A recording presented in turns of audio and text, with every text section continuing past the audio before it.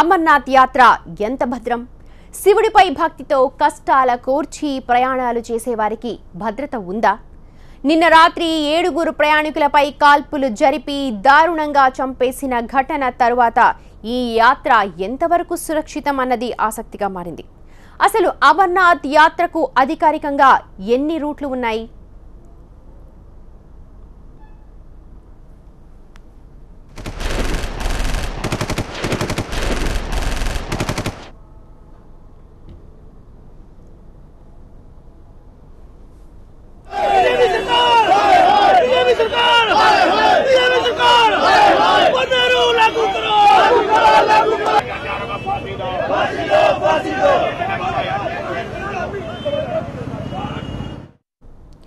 శ్రీనగర్ కి 96 కిలోమీటర్లు ఉన్న పహల్గాం నుంచి అమర్నాథ్ యాత్ర మొదలవుతుంది.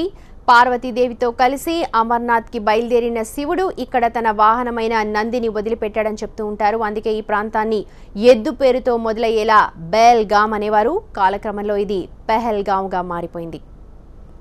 ఇక పహల్గాం నుంచి బయలుదేరే భక్తులు 16 కిలోమీటర్లు ప్రయాణించి చందన్వాడి చేరుకుంటారు.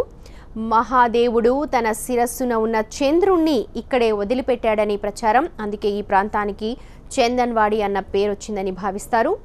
చందన్వాడి నుంచి 12 కిలోమీటర్ల దూరంలో శేషనాగ్ వస్తుంది. పరమశివుడు తన మెడలోని శేషనాగును ఇక్కడే వదిలిపెట్టాడని చెప్తారు. ఇక శేషనాగ్ నుంచి 10 కిలోమీటర్ల తర్వాత వస్తుంది పంచభూతాల నుంచి ముక్తి లభించే ప్రాంతం పంచతరణి. శివుడు పంచభూతాలని ఇక్కడే వదిలిపెట్టారని అంటారు. ఇక పంచతరణి తరువాత వచ్చేదే అమర్నాథ్ గుహ. పహల్గాం నుంచి అమర్నాథ్ గుహకి మొత్తం దూరం 46 కిలోమీటర్లు. పహల్గాం నుంచి కాకుండా అమర్నాథ్ గుహకి చేరుకోవడానికి ఇంకో మార్గం కూడా ఉంది. సోన్మార్గ్కి దగ్గరలో బాల్తాల్ బేస్ క్యాంప్ నుంచి ఈ యాత్ర మొదలవుతుంది. బాల్తాల్ నుంచి డొమైల్, అక్కడి నుంచి పవిత్ర అమర్నాథ్ గుహకి చేరుకుంటారు భక్తులు. మొత్తం ఈ దూరం 14 కిలోమీటర్లే. భక్తుల్లో ఎక్కువ మంది ఈ చిన్న మార్గాన్నే ఎంచుకుంటారు. అమర్నాథ్కి చేరుకునే ఈ 2 దారులు కూడా దుర్భరమైన పర్వత ప్రాంతాల్లోనే ఉన్నాయి. అమర్నాథ్ యాత్రకు ఎదురుపడే వాళ్ళు వెళ్ళిపోవడానికి వీలు పడదు. 3 నెలల ముందే అమర్నాథ్ యాత్రకు వెళ్ళాలంటే రిజిస్ట్రేషన్ చేయించుకోవాలి. 13 ఏళ్ల లోపు పిల్లలు, 75 ఏళ్లు దాటిన వృద్ధులను ఈ యాత్రకు అసలు అనుమతించరు. ఆరోగ్య పరీక్షలు తప్పనిసరిగా చేయించుకోవాలి. ఏమాత్రం అనువుగా లేని కాలి బాటలో ప్రయాణం చేయాల్సి ఉంటుంది. అత్యంత ప్రమాదకర పరిస్థితుల్లో అంత ఎత్తులో ఒక్కోసారి ఆక్సిజన్ అందక భక్తులు తీవ్ర ఇబ్బంది పడే ప్రమాదం కూడా ఉంది. కాబట్టి దీనికి అత్యంత భద్రత కూడా కల్పిస్తూ ఉన్నారు. పగబట్టే ప్రకృతి ఒకవైపు, విరుచుకుపడే ఉగ్రమూకలు మరోవైపు. అయినా సరే ఏటేటా లక్షల సంఖ్యలో యాత్రికులు అమర్నాథ్ యాత్రకు వెళుతూ ఉంటారు. అమర్నాథ్ యాత్ర అంటేనే ఆధ్యాత్మిక యాత్ర మాత్రమే కాదు, అది ఒక సాహస యాత్ర అని చెప్పాలి.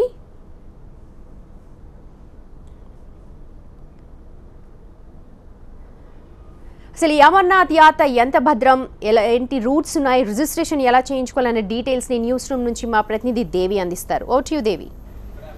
రైట్ సుమతి, అమర్నాథ్ యాత్ర అనేది కేవలం ఆధ్యాత్మిక యాత్ర మాత్రమే కాదు, అది సాహసోపేతంగా కూడిన యాత్ర. ఒక పక్క ప్రకృతి సహకరించకపోవచ్చు, ఒక పక్క ఇలాంటి ఉగ్రమూకలు దాడి చేయడానికి సిద్ధంగా ఉండొచ్చు. అయినా సరే ప్రతి ఒక్కరూ కూడా అమర్నాథుని చూడటానికి ఎంతో భక్తి శ్రద్ధలతో వెళ్తుంటారు. ప్రతి హిందువుకి అది ఎంతో పవిత్రమైన స్థలం, పవిత్రంగా పూజించే స్థలం కాబట్టి వేటిని లెక్క చేయకుండా ఉంటారు. ఒకసారి మనం చూడొచ్చు రూట్ మ్యాప్. ఇంతకుముందు మీరు ఏవైతే చెప్పారో ఆ రూట్ మ్యాప్ కనుక ఒకసారి మనం క్లియర్గా చూస్తే ఎంత సాహసోపేతంగా ఉన్నదో అర్థమవుతుంది మనకి. బికాజ్ ప్రతి ఒక్కరూ కూడా ఈ రూట్ మ్యాప్లో వెళ్ళినప్పటికీ ఫస్ట్ పహల్గాం ఏదైతే మనం మొదలు పెడతాం కంప్లీట్గా అసలు అమర్నాథ్ కనుక యాత్రికి మనం అమర్నాథ్ని చూడాలంటే సముద్ర మట్టానికి సరిగ్గా 3838 కిలోమీటర్ల హైట్లో ఉంటుంది సముద్ర మట్టానికి. సో అంత స్థాయికి వెళ్ళాలి అంటే ప్రతి ఒక్కరూ చేరుకోవడానికి వాళ్ళ హెల్త్ కూడా సహకరిస్తుందా లేదా అని చూస్తారు. కాబట్టి 13 ఏళ్లలోపు పిల్లలని, అదేవిధంగా 75 ఏళ్లు దాటిన వృద్ధులకు మాత్రం ఈ అమర్నాథ్ యాత్రకు అనుమతించరు. ఆరోగ్య పరీక్షలన్నీ చేసిన తర్వాత వాళ్ళన్నీ ఫిట్గా ఉన్నాయి. బికాజ్ అంత చలి ప్రదేశం కావచ్చు, అక్కడ ఆక్సిజన్ సరిగా అందకపోవడం కావచ్చు, వీటన్నిటిని తట్టుకోవడానికి ఆ మనిషి ఆరోగ్యం సహకరిస్తుందా లేదా అని చెక్ చేసిన తర్వాత మాత్రమే అప్పుడు రిజిస్టర్ అవ్వడానికి వీలుంటుంది. స్పాట్లో రిజిస్ట్రేషన్ ఉంటుంది, అంటే జమ్మూ నుంచి వాళ్ళు స్పాట్లో రిజిస్టర్ చేసుకోవచ్చు. కాకపోతే సాధువులకు మాత్రమే స్పాట్ రిజిస్ట్రేషన్ ఉంటుంది. మిగిలిన వారందరికీ కూడా ముందుగా పరీక్షల అనంతరం వాళ్ళు ఫిట్ అని తేలిన తర్వాతే వాళ్ళకి రిజిస్ట్రేషన్ చేయడం జరుగుతుంది. ఒకసారి మనం మొదటిగా ఏదైతే పహల్గామ్ అంటే అమర్నాథ్ యాత్ర అనేది, అమర్ అంటేనే మనం చావు లేని వాళ్ళు అని అర్థం. సో పార్వతీదేవికి మృత్యువు లేకుండా ఉండడం ఒక సీక్రెట్స్, మహాదేవుడు సీక్రెట్స్ అన్ని పంచుకున్న స్థలం ఇది. సో ఎవరు మనుషులు కానీ అసలు జీవన రాశి అక్కడ లేకుండా ఉన్న స్థలాన్ని మహాదేవుడు ఎంచుకున్నాడు. అదే ఈ అమర్నాథ్. చాలా చాలా ఒక పవిత్రమైన స్థలంగా చూస్తూ ఉంటారు. ఈవెన్ మహాదేవుడు అక్కడికి వెళ్ళేటప్పటికే కూడా మధ్య ద్వారంలో ముందుగా పహల్గావ్ దగ్గర, అదేవిధంగా చందనవాడి దగ్గర, అంటే తను ఏవైతే ధరించారో అవన్నీ కూడా నందిని ఇక్కడ వదులుతూ పహల్గామ్ దగ్గర వదిలేశారు. కాస్త మళ్ళీ ముందుకు వచ్చిన తర్వాత చంద్రుడిని ఇక్కడ వదిలేసుకుంటూ వెళ్ళారు. ఆ తర్వాత శేషనాగ్ దగ్గర నాగాన్ని వదిలి వెళ్ళారు. సో తర్వాత గణేశుణ్ణి, తర్వాత పంచభూతాలు, ఇవన్నీ కూడా తను వదులుకుంటూ కేవలం పార్వతీదేవి అదేవిధంగా అమర్నాథుడు మాత్రమే ఇక్కడ ఉన్నారు. కాబట్టి ఈ స్థలాన్ని అంతా చాలా సాక్రిఫైగా చూస్తూ ఉంటారు. అండ్ ఏదైతే మనం రూట్ చూస్తున్నామో 16 కిలోమీటర్లు, మనం 2 రూట్లు కనిపిస్తున్నాయి. ఏదైతే బాల్తాల్ అండ్ పహల్గావ్ గురించి చెప్పారు, ఇది జమ్మూ నుంచి 315 కిలోమీటర్ల దూరంలో ఉంటుంది. శ్రీనగర్ నుంచి 96 కిలోమీటర్ల దూరంలో ఉంటుంది. ఎందుకు ఈ మార్గాన్ని మాత్రమే హిందువులు ఎంచుకుంటారు అంటే ఈ ఘాట్లన్నీ కూడా దర్శించుకుంటూ వెళతారు కాబట్టే. అదే చాలా దగ్గరగా కనిపిస్తున్న ఈ బాల్తాల్ నుంచి కూడా వెళ్ళొచ్చు, కానీ ఇక్కడ ఏవి వాళ్ళు చూడాల్సిన ప్రదేశాలు ఇక్కడ లేవు. అంటే పురాణాల ప్రకారం, దేవదేవుడికి సంబంధించిన పురాణాల ప్రకారం ఈ ఘాట్లను కూడా దర్శించుకుంటూ వెళ్ళాలి. కాబట్టే హిందువులు సాధారణంగా బస్సుల్లో కానీ ట్యాక్సీల్లో కానీ ఈ ఘాట్లని చూసుకుంటూ వెళ్తారు. సో ఫస్ట్ పహల్గామ్ నుంచి వెళ్ళేటప్పుడు 16 కిలోమీటర్లు వచ్చిన తర్వాత చందనవాడి, మీరు చెప్పినట్టుగా 2 రూట్స్ ఉన్నాయి, కానీ భద్రత విషయంలో మీరు అన్నట్టుగా సాహస యాత్ర కూడా భద్రత విషయంలో ఇక్కడ ప్రస్తుతం మనం చర్చించుకుంటున్నాం. వాళ్ళు బయలుదేరాల్సి వస్తుంది. తెల్లవారుజామునే బయలుదేరిన తర్వాత, ఎందుకంటే వాళ్ళు మళ్ళీ నైట్ కల్లా ఈ బేస్ క్యాంప్కి చేరుకోవాలి. అమర్నాథ్ దగ్గర స్టేయింగ్కి ప్లేస్ ఉండదు. అమర్నాథ్ని దర్శించుకోవడం, అమర్నాథుని దర్శించుకున్న అనంతరం వాళ్ళు మళ్ళీ తిరుగు ప్రయాణం అవ్వడం ఉంటుంది. కాబట్టి వాళ్ళు మళ్ళీ రాత్రి చీకటి పడేలోపు ఇవన్నీ కూడా దాటుకుంటూ ఈ చందనవాడి దగ్గర బేస్ క్యాంప్ ఉంటుంది, ఇక్కడికి మాత్రమే రావాల్సి ఉంటుంది. సో వాళ్ళు ఏదైతే పహల్గామ్ మనం అటాక్ చేయడం చూసామో అందరూ ఒకవేళ 2 రూట్లు ఉన్నాయి కదా అలా వెళ్ళిపోవచ్చు కదా అనుకుంటున్నారు. నో, ప్రతి ఒక్కరు కూడా ఇదే మార్గం గుండా వెళ్తారు, మళ్ళీ ఇదే మార్గం గుండా వస్తారు. అండ్ అక్కడ కొంచెం ఆ రోజు అంటే ఏదైతే నిన్న అటాక్ జరిగిందో వేరే ప్రదేశంలో కూడా అక్కడ విండ్ కూడా సహకరించకపోవడంతో వాళ్ళు ఇక్కడే కాస్త స్లో అవుతూ ఇక్కడే వచ్చారని కూడా తెలుస్తోంది. కానీ డ్రైవర్ చాకచక్యంగా 2 కిలోమీటర్లు ముందుకు పోనివ్వడంతో ఇంకా ప్రాణాలు, ఏవైతే యాత్రికుల సంఖ్య ప్రాణాలు కోల్పోయిన వారిది ఇంకా తక్కువగా ఉందని మనం చెప్పుకోవచ్చు. సో అమర్నాథ్ యాత్ర ఇప్పటికీ చాలా మంది, ఇంకా కొన్ని లక్షల మంది అక్కడ రిజిస్టర్ అయ్యి ఉంటారు, కొన్ని లక్షల్లో దర్శించుకుంటూ ఉంటారు. ఈ అటాక్ కూడా ఎంతో మందిని భయపెట్టలేదు. చాలా మంది ఇంకా ఇప్పటికీ ఆల్రెడీ లెఫ్ట్ వాళ్ళు, అంటే ఇప్పటికే కొన్ని ఘాట్ల దగ్గరకు వాళ్ళు చేరుకున్నారు. అటాక్ జరిగిన అనంతరం కూడా వాళ్ళు మళ్ళీ అమర్నాథుని దర్శించుకోవడానికి ముందుకు వెళ్ళారు. దేవి, ఎంతవరకు సేఫ్ అన్న దాని మీద మనం మాట్లాడుతున్నాం. మీరు చెప్పినట్టుగా 2 రూట్లు ఉన్నాయి, కానీ హిందువులు ఎక్కువగా ఆ పెద్దదారి నుంచే వెళ్తూ ఉంటారు. కానీ పోలీస్ ప్రొటెక్షన్ ఉండాలి, ఇదొక విషయం. అలాగే అడ్మిషన్స్ కూడా ఉదయం వెళ్ళి సాయంత్రం వచ్చే వాళ్ళకి అక్కడ పాసెస్ ఇష్యూ చేస్తూ ఉంటారు. అండ్ కలర్స్ కూడా అక్కడ ప్రతిపాదించారు. 7 డేస్కి 7 కలర్స్. బాల్తాల్ నుంచి వెళ్లే రూట్కి ఒక కలర్ వెహికల్ స్లిప్ ఇస్తారు, అలాగే పహల్గావ్ నుంచి వెళ్లే వాళ్ళకి దాని డీటెయిల్స్ ఏంటి. అలాగే 7 o'clock తర్వాత వచ్చే వెహికల్కి అనుమతి ఉండదు. కానీ ఈ వెహికల్స్కి ప్రొటెక్షన్ ఉందా లేదా, దీనిపైన ఎలాంటి చర్చ జరుగుతుంది? Yes, exactly. 7 కల్లా వాళ్ళు, అంటే ఇప్పుడు మనకి ఎలా ఉంది కానీ, అంటే ఇక్కడ మనకి 7 కల్లా చీకటి పడుతుందో లేదో తెలియలేదు, 7 కల్లా అక్కడ ఆ ప్రదేశంలో ఎత్తైన ప్రదేశం కాబట్టి చీకటి పడిపోతుంది కాబట్టి ముందుకు వచ్చేస్తారు. ముందుకు వచ్చినప్పుడు ఆ రిజిస్టర్ లేని బస్సును మనం చూసంటే ఆ బస్సు ఇంకా కొన్ని వెహికల్స్కి మాత్రమే అక్కడ అనుమతిస్తారు. అంటే అన్నిటికీ అక్కడికి వెళ్ళాలి అంటే లైసెన్స్ ఉండి రిజిస్టర్ అయిన వెహికల్స్లో మాత్రమే అక్కడికి వెళ్లాల్సి వస్తుంది. ఇక్కడ మనం అందరి విస్మయానికి గురి చేసే అంశం ఏంటంటే బస్సు రిజిస్టర్ అయ్యి లేదు. ఏ బస్సులో అయితే ప్రయాణికులు ప్రయాణించారో అది రిజిస్టర్ అయ్యి లేదు. సో కొన్ని లోపాలు అయితే కనిపిస్తున్నాయి. ఈ లోపాలే ఇక్కడ ఇంత పెద్ద ఘటన జరగడానికి కూడా కారణంగా మారింది అనుకోవాలి.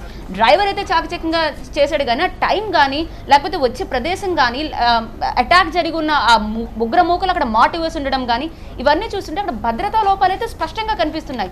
బహుశా వాటిని రెక్టిఫై చేసుకోవడానికి అనుకుంటా చాలా భారీగా భద్రతా ఏర్పాట్లు చేశారు. వెళ్లే వాళ్ళని కూడా క్షుణ్ణంగా పరిశీలిస్తున్నారు.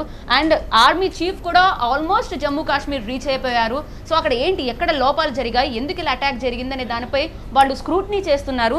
అండ్ మనం ఈ రూట్ మ్యాప్ చూడొచ్చు. అంటే సరిగ్గా ఎస్, మనం బాల్తాల్ నుంచి చూస్తే 2 గంటల 36 నిమిషాల్లో మనకి ఇక్కడ శ్రీనగర్ చేరుకోవడం కనిపిస్తోంది.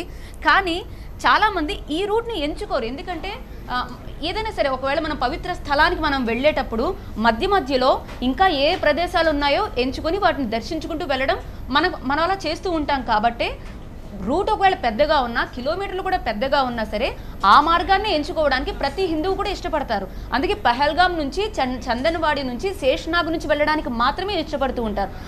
అది ఎంత శేషనాగ్ దగ్గర అయితే కంప్లీట్ ఒక స్టీప్ లైన్ ఉంటుందంటే అటు ఇటు ఒకవేళ కనుక ఏమన్నా క్యాస్కేడింగ్ టైప్లో ఉంటుంది. ఒకవేళ అటు ఇటు కనుక కదలిక వచ్చినా అది అక్కడి నుంచి చాలా ఇంకా విపత్తు చాలా భయంకరంగానే ఉంటుంది. అయినా సరే ఆ సన్నని మార్గం గుండా కొండనెక్కడానికి ఇష్టపడతారే కానీ ఒకవేళ చాలా సంతోషంగా లేకపోతే సుఖంగా మనం ప్రయాణం చేసే మార్గం ఇంకొకటి ఉన్నా కూడా వాళ్ళు చూడటానికి ఇష్టపడదు. ఎందుకంటే శేషనాగ్ అక్కడే మహాదేవుడు తన నాగాన్ని అక్కడ వదిలి వెళ్ళారు కాబట్టి ఆ ప్లేస్ను కూడా చూడటానికి ఇష్టపడతారు. సో అక్కడ చూస్తూ ఉండడం కావచ్చు, లేకపోతే తిరుగు ప్రయాణాలు ఎందుకంత లేట్ అయిందనే దానిపై ఇంకా అధికారికంగా మనకి ఎలాంటి ఇన్ఫర్మేషన్ అందలే. 7 కల్లా వాళ్ళు చందన్వాడి వచ్చేయాలి, బేస్ క్యాంప్లో వాళ్ళు స్టేయింగ్ ఉండాలంటే. కానీ 7 లోపే వచ్చేయాలి. కానీ 7 కల్లా అక్కడ మనం చూస్తుంటే ఒకవేళ ఇక్కడ దర్శనం చేసుకోవడం దగ్గర బహుశా లేట్ అయి ఉండొచ్చు. మనం ఊహించుకోవచ్చు, మనకి స్పష్టమైన సమాచారం లేకపోయినప్పటికీ. ప్రత్యక్షంగా చూసిన ఒక అతను అంటే హాస్పిటల్లో అతను ట్రీట్మెంట్ పొందుతున్నాడు. అతను కూడా చెప్పేదాని ప్రకారం అదే, అందరూ సరదాగానే మాట్లాడుతూ వెళ్ళారు, సరదాగానే వచ్చారు, అందరూ దర్శనం చేసుకుంటూ వచ్చాం. కానీ ఇక్కడ అటాక్ జరుగుతుందనేది ఎవరు ఊహించరు. సో ఎప్పుడు భద్రత ఉంటుంది. బట్ ఈసారి అక్కడ ఉగ్రమూకలు మాత్రం మాటేసి ఉండడం అందరినీ కలవరపరిచే విషయం. ఉగ్రవాదులు అక్కడ మాటేసి ఉన్నా కూడా అదే మార్గం గుండా మళ్ళీ వెళ్ళారే తప్పితే మళ్ళీ బాల్తాల వైపు నుంచి మళ్ళీ వెళ్ళడానికి ఇష్టపడలేదు. అటాక్ జరిగిన తర్వాత కూడా యాత్రగా కొనసాగింది. యాత్రికులు కూడా అదే మార్గం గుండా వెళ్ళారు. సుమతి. రైట్ దేవి, రైట్. అమర్నాథ్ యాత్ర ఎంత భద్రం దానిపైన చర్చ జరుగుతోంది. అమర్నాథ్ యాత్రికుల బస్సుపై కాల్పులు జరిపిన తర్వాత ప్రొటెక్షన్ని మరింత పెంచారు. అయితే ఈ దాడికి మాస్టర్ మైండ్ గా ఇస్మాయిల్ భాయ్ అని చెప్తూ ఉన్నారు. ఉగ్రవాద సంస్థ లష్కరే తోయిబాకి చెందిన కమాండర్ ఇస్మాయిల్. ఈ ముష్కర సేనాని కోసం ప్రస్తుతం వేట మొదలైంది. కాశ్మీర్ లోయలో ఉగ్రవాదులను జల్లెడ పడుతున్నామని పోలీసు వర్గాలు, సైనిక దళాలు చెప్తూ ఉన్నాయి. తమ అనుమానమంతా ఇస్మాయిల్ భాయ్ పైనే అని చెప్తూ ఉన్నాయి. ఇస్మాయిల్ కోసం అయితే ప్రస్తుతం వేట కొనసాగిస్తున్నారు. అలాగే భారీ భద్రత నడుమ అమర్నాథ్ యాత్రను కొనసాగిస్తామని అధికారులు ఇప్పటికే ప్రకటించారు. ఉగ్రదాడిలో చనిపోయిన అమర్నాథ్ యాత్రికులకు అటు జమ్మూ కాశ్మీర్ ప్రభుత్వం నివాళులర్పించింది. అనంతనాగ్లో సీఎం మెహబూబా ముఫ్తీ, అలాగే deputy CM Nirmal Singh, governor Narendranath Amarnath యాత్రికుల భౌతిక కాయాలకు నివాళులర్పించారు. బాధిత కుటుంబాలకు గుజరాత్ ప్రభుత్వం ఎక్స్గ్రేషియా కూడా ప్రకటించింది. 5 లక్షల రూపాయల చొప్పున నష్టపరిహారం ఇస్తామని చెప్పారు గుజరాత్ సీఎం. అమర్నాథ్ యాత్రికులపై ఉగ్రదాడి నేపథ్యంలో ఇటు కేంద్ర హోంశాఖ అత్యవసర సమావేశాన్ని ఏర్పాటు చేసింది. సమావేశానికి హోంశాఖ సెక్రటరీతో పాటు ఇంటెలిజెన్స్ బ్యూరో డైరెక్టర్, అలాగే రా చీఫ్ ఎన్ఎస్ఏ అజిత్ దోవల్ హాజరయ్యారు. కాశ్మీర్లో భద్రత, అనంతనాగ్ అటాక్పై సమీక్ష నిర్వహించారు. జమ్మూ కాశ్మీర్లో హై అలర్ట్ కొనసాగుతోంది. అమర్నాథ్ యాత్రికులపై ఉగ్రదాడి నేపథ్యంలో భద్రతను కట్టుదిట్టం చేశారు అధికారులు. అమర్నాథ్ యాత్రను మాత్రం యథావిధిగా కొనసాగిస్తూ ఉన్నారు. భారీ భద్రత మధ్య అమర్నాథ్కు వెళ్తూ ఉన్నాయి వాహనాలు. సిఆర్పీఎఫ్ డీజీ అనంతనాగ్ అక్కడికి చేరుకొని భద్రతను స్వయంగా సమీక్షిస్తూ ఉన్నారు. ప్రస్తుతం ఉగ్రదాడిలో చనిపోయిన భౌతిక కాయాలను తరలిస్తున్న దృశ్యాలు చూస్తున్నాం. ఉగ్రదాడిపై కాశ్మీర్ అటు రగిలిపోతోంది. విద్యా సంస్థలు, వ్యాపార సంస్థలు మూతపడ్డాయి. ఉగ్రదాడిలో చనిపోయిన అమర్నాథ్ యాత్రికుల భౌతిక కాయాలను వారి వారి స్వస్థలాలకు తరలిస్తూ ఉన్న దృశ్యాలవి. జమ్మూ నుంచి భౌతిక కాయాల్ని తీసుకొని హెలికాప్టర్ వారి వారి స్వస్థలాలకు పంపిస్తోంది. అమర్నాథ్ యాత్రికులపై ఉగ్రదాడిని ప్రతి ఒక్కరు కూడా ఖండిస్తూ ఉన్నారు. ఎంతో పవిత్రంగా భావించే అమర్నాథ్ యాత్రను ఒక్కసారైన జీవితంలో చేయాలని ఆ యాత్రకు వెళ్ళిన తమ కుటుంబీకులు ఇలా తిరిగి రావడంపై కన్నీరు మున్నీరుగా విలపిస్తున్నారు అందులో చనిపోయిన యాత్రికుల బంధువులు. కొంతమంది క్షతగాత్రులను కూడా చూడొచ్చు. తీవ్రంగా ఉగ్రదాడిలో గాయపడ్డ వ్యక్తి చేతికి కట్టుతో తీవ్రంగా గాయపడ్డాడు. ముక్కు, కన్ను అంతా కూడా దెబ్బలు తగిలాయి. వాళ్ళందరినీ కూడా వారి వారి స్వస్థలాలకు సురక్షితంగా తీసుకొచ్చే బాధ్యత తీసుకుంది ఆర్మీ.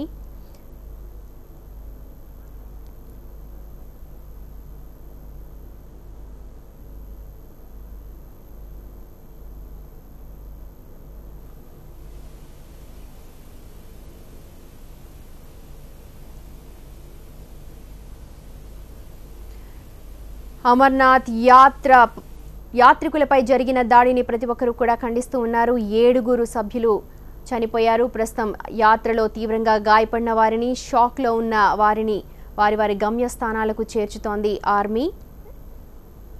వారిని ప్రత్యేక హెలికాప్టర్లో తీసుకొచ్చారు. అధికారులు వాళ్ళతో మాట్లాడుతూ ఉన్నారు. మనం చూస్తున్నాం దృశ్యాల్లో లైవ్లో.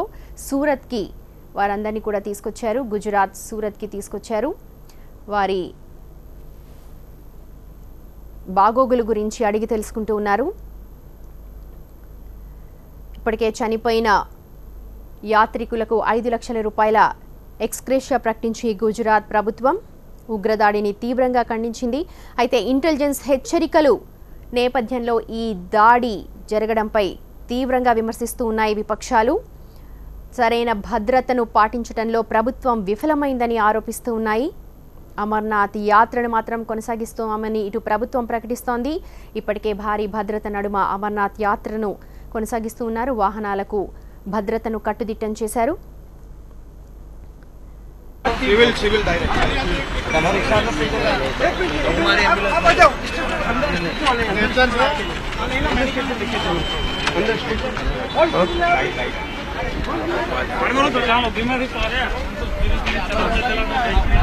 एम्बुलेंस वाले नितेश अलग अलग सॉक्स बना हुआ दीपेश आइए जो कुछ संबंधी से हमें क्या था बेटा क्या आता बेटा क्या सुना आपको क्या नाम आपका कैमा कैमा कैमा भाई हाँ बताइए आप कैसे किस तरह हुआ नीचे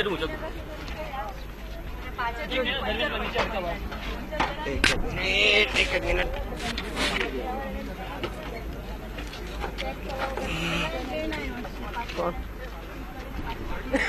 चला आजा महेश आजा सिविल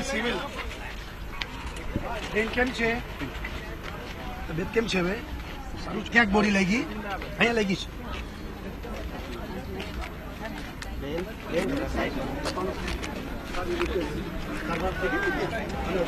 ડોક્ટરની બધી વ્યવસ્થા કરી मेरा धर्मेश जी वार्ड चेंज कर दीजिए, छोटा ले लीजिए, नहीं वाला छोटा